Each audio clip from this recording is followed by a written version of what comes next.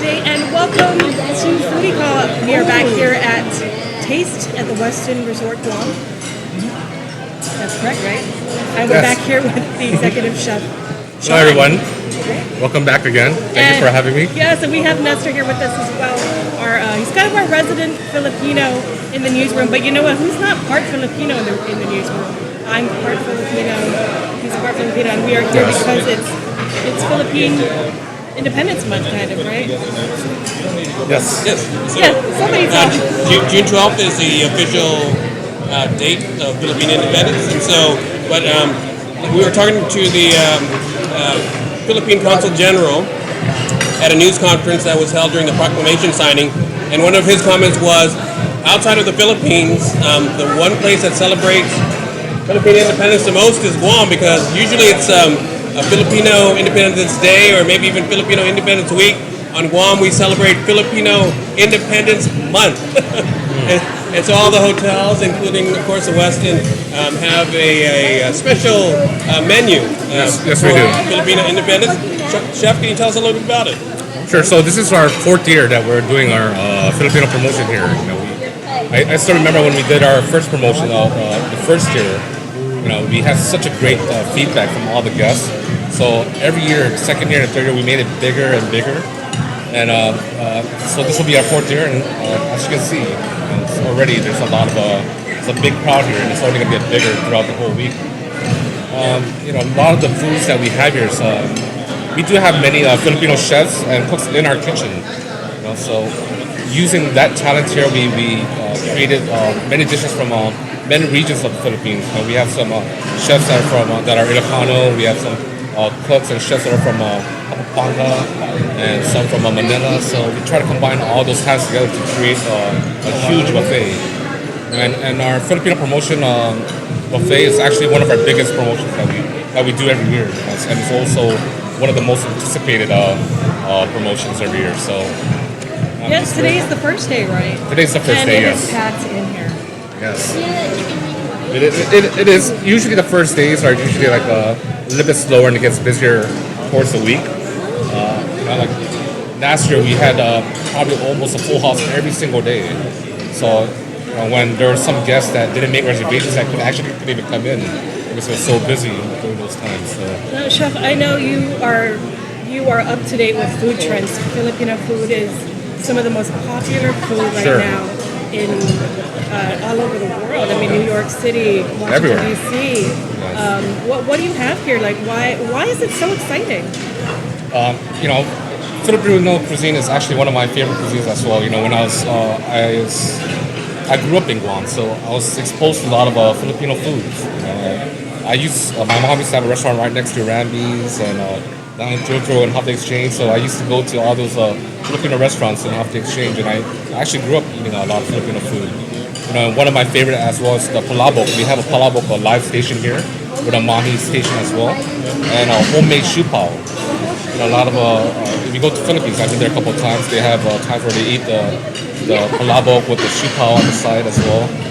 So we wanted to recreate that street food corner too as well. So we do have a lot of street food as well, like the kwek and the baluds and all. I mean, there's so much to explain there, and we have a huge menu here. So. Street food is the best, you know. Yes. I'm the kind of guy. I'm not prone to the fancy meals, but you give me some hole-in-the-wall restaurant with the street food, that's the best. Tell us a little bit about the palabok. For people who don't know, that's one of the more famous noodle dishes in the Philippines. Yes.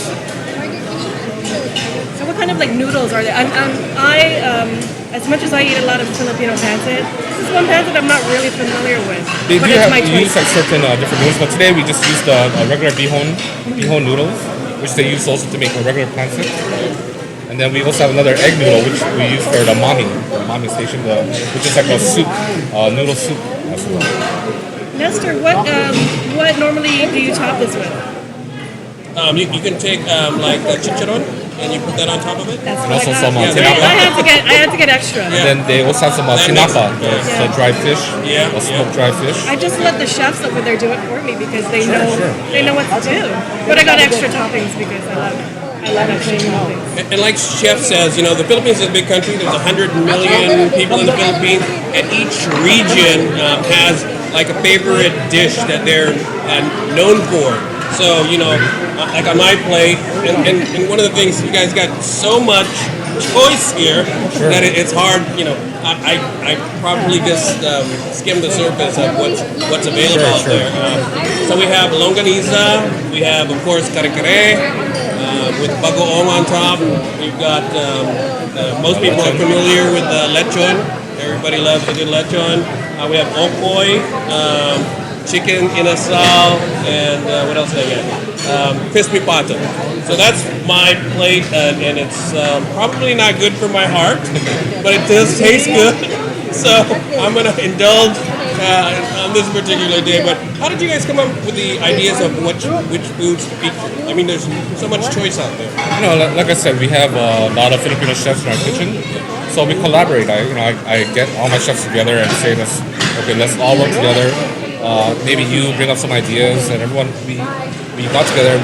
We collaborate on the menu together, and you know, some of the favorites from the years before we also brought back.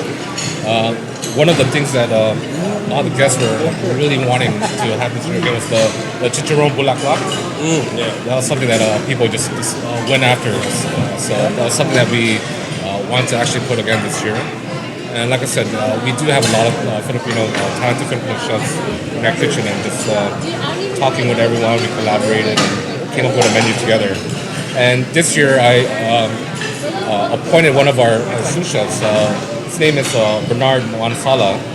He's one of our newer sous chefs, but he's actually from Kapapanga, and he's a food specialist, a Filipino food specialist. So this year, I had him be in charge of most of the food here. So you know, we're very lucky that we have a very talented Filipino chef like Bernard. And it's important, I think, to retain the authenticity of the food, right? I mean, not to Americanize, so to speak, the Filipino food. Try to get it as authentic, close as possible. you know? I know there's a lot of kind of a fusion thing going on right now, but you know, when we do a Filipino promotion, we want to do it where it's as authentic as possible. So when guests come to have a lunch here, I feel like a little taste of home back home. Sure. And are you sourcing like the products elsewhere, or are these available? You know, Guam has a very big Filipino community, so they do have a lot of the ingredients here in Guam. So I mean, like some of the products like the ballets and all these milkfish, we did add some of the local Filipino markets, like the meat markets and the local Filipino stores that we have here. We actually talked to them like about a couple of weeks in advance to order a couple of things from Philippines. Well, a lot of it is from locally here on Guam. And like every culture, like Guam's culture, Filipino culture, Chinese culture, food is very, very important. They're very representative of the culture. A lot of the food, like the street food in particular, for impoverished areas of the Philippines, that's how that sort of food was developed, the street food. Because you take, like, there's one food in particular that's called sisig, delicious food, but that's really all of the, and I'll say it, it's all the leftover stuff. It's delicious. But the way you cook it, the way you add spices to it, it's delicious. But that's the origin of that particular dish, and it's has become one of the most popular dishes, even in mainstream restaurants. But it was developed as a result of poor people scraping together what they have and creating a dish for their families that was actually very, very tasty. In the culinary world, it's easy to get really good ingredients and use very expensive ingredients, and you can do very little with it and it tastes good, right? But it really takes a talented cook and a chef to take very cheap ingredients or ingredients that otherwise they would have thrown away before and create it into something delicious. It really takes someone with great talent to do something like that with food. It's amazing how people around the globe now feel this is fancy food, but this is home, a lot of home style, regional style cooking. That you said that they just kind of threw together, and it's fantastic. Like you mentioned, there's like in New York and LA, Filipino food is getting so much traction along with other Asian foods before that. didn't really get much attention before. But like Filipino food is just it's really climbing up the ranks with so many people experimenting. I think before people didn't really like to experiment with food. They were so used to just eating what they had. But now more people around the world are more adventurous in eating different kind of cultures of food and trying new things. So I think as the palate evolved, they're acceptable to try different kind of foods from Asia, from just different parts of the world. So I think food is becoming just a worldwide vessel to bring people together. And I wanted to ask you, you still have a lot of seafood also. Sure. I mean, that's a big draw for me with taste. Today, this is the coconut, Yes. crab and coconut. What is this? What other spices do you know that goes into this? This is basically we have the whole blue crab, right? And we steam the crab. The sauce is made from ginger, some of the bagoong, and also pumpkin. So it's a mixture of ginger, pumpkin. The main ingredients are the pumpkin, coconut, and the ginger. Very nice, strong, pungent ingredients. Sure, yes. One of the things you do here at Taste is you take the raw seafood and you bring it and grill it. And that's similar to places in the Philippines. One that's very popular, and it's called Dampa in Paranaque. There's an open market of fresh seafood. Then you pick what you want, the shrimp, the crabs, the lobster, what have you, the mussels, and then they'll take it, and you can pick which restaurant, and then you take it there, and they'll tell you, okay, this is how I recommend you cook it. So that's kind of a little bit of what you're doing here. You can pick your fresh seafood and bring it over to the grill, and they'll cook it with garlic or whatever you have. Can you explain that process a little bit? Yeah, sure. So, that's part of our regular buffet items that we have every day. We have our seafood on ice, which consists of crab, oysters, shrimp, and what it is that is raw. Their guests can come, get a plate, pick whatever seafood they want, get a number from the table, deliver to the teppanyaki station, and you don't have to wait. Just give your plate, the number, and once it's cooked, the waitstaff will bring it to your table right off the grill. That brings me back here all the time, particularly your grill. And then everything is kind of a big bonus for me. All right, Chef, anything else you want to add? Or why don't you tell us how long we're going to be having this? So, today's the first day, and we'll be having this lunch buffet until Saturday. And the thing about it is that the food entrees is not always going to be the same. We're going to be having rotations. So, the menu today is not going to be as same as Wednesday, or on Thursday it might be a little bit different. But there are still going to be a couple items like the curry is something that we want to put every day, because that's one item that the guests always wanted, the oxtail with the peanut butter sauce. So that's going to be something that's put on every day. And the stations will be there, but some of the entrees and the cold appetizers will be rotating. So they can come on Monday and have a certain dishes, and maybe on Wednesday or Thursday they can come back and have a totally different experience. It might take them a whole month to get through all these dishes. Yeah. And I can't forget, you guys of course have dessert. Filipino dessert's very popular. And then we have our Halo Halo station here as well.